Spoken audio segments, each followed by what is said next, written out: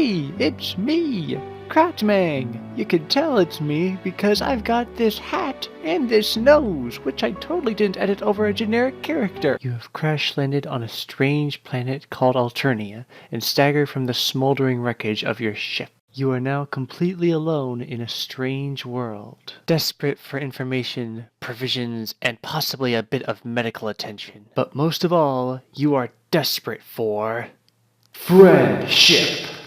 Okay, who are we gonna pick? I'm going to go with Ardata for this video. I mean, why not? She seems nice and totally doesn't look like someone who's plotting to kill me in my sleep. Unlike some people I know. You want to be my friend?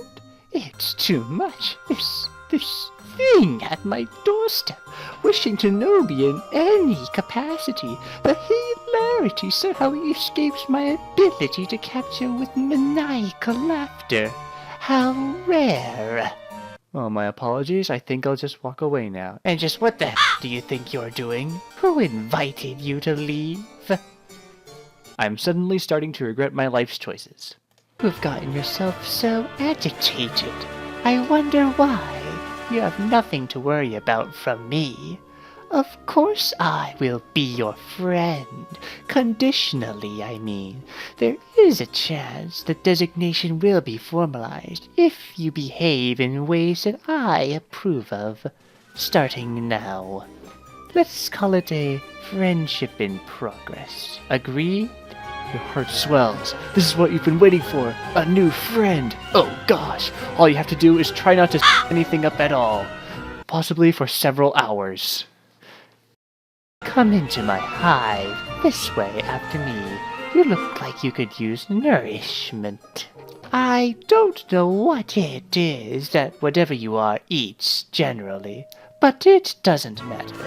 You will eat whatever it is I have on hand, if I tell you to.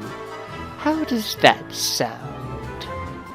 Given that both of these options seem about the same, I think I will take the one that doesn't make me sound like a complete pet. Get the out of my face and never come back.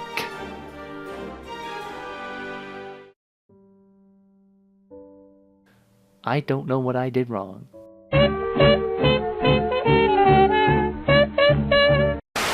Come with me. There's something I need your help with.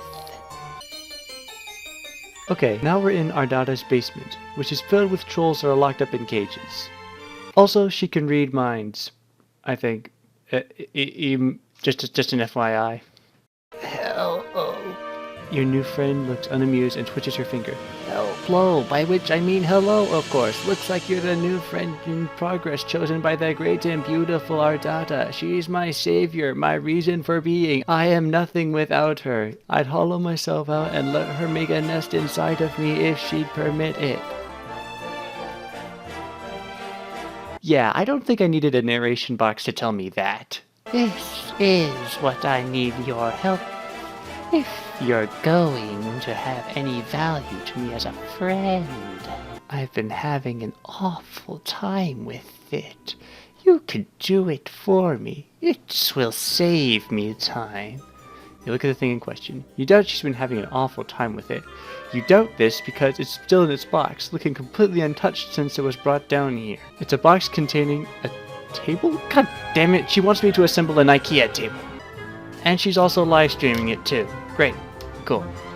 In any other situation, I would prefer to run as far away as possible, but seeing that I'm trying to be your friend, and I've kind of broken most of my limbs when I crash landed, I'm just gonna do what she says and build the Fatagan table. 8 hours later. KO, table's done. Now she wants to test it out by shackling a kid to the table and then feeding it to her giant tick, which, of course, she's still live streaming. As the tick is feeding, the table starts to fall apart, and Ardata commands that I repair the table at once. No prob, though I'd prefer if the table was cleared first, before I finish screwing. The table broke. It broke, and I accidentally stabbed the tick with a screwdriver. Well, there's no beating around the bush. There is only one way this is going. Yep. Rejection. Well, Guess we'll see what the last option has to offer.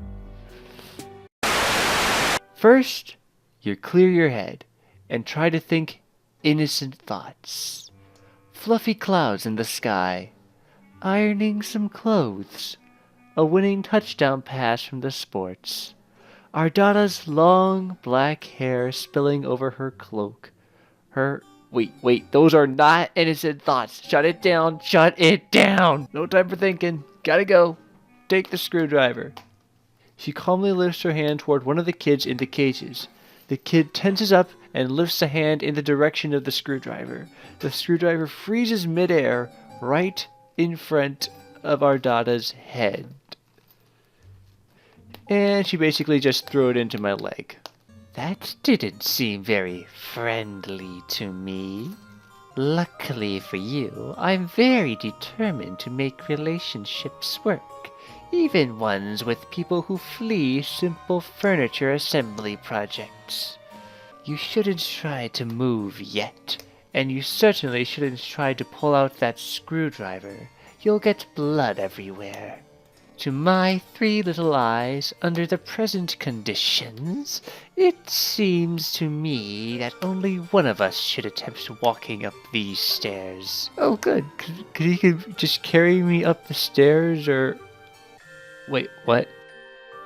She is making me pick her up, despite being very badly wounded, and carrying her up the stairs. You know, what friends do. You didn't think I'd forget about dinner time, did you? Let's put your unfriendly behavior behind us. It's a good thing for you that I'm benevolent enough to overlook disgusting acts of betrayal. This has been a rough day of time hopping. Why don't we just sit down and eat? Oh. No, she doesn't want me to. She's making me cook. This is just going to be several minutes of pain later. A few moments later. Okay, so you just made me cook meat, despite my entire body being broken. Can I eat now? Well, it looks like you're confused. Isn't it obvious what to do next under your own volition?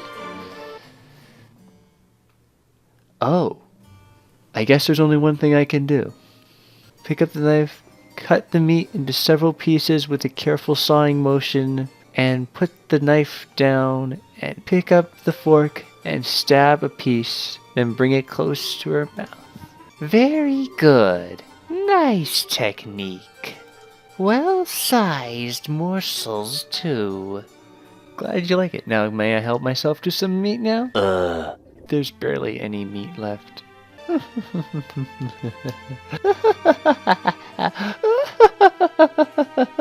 Oh my! What a fool!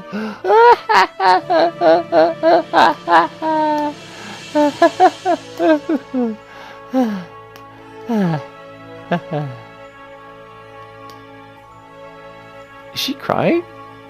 I don't even know why I'm laughing.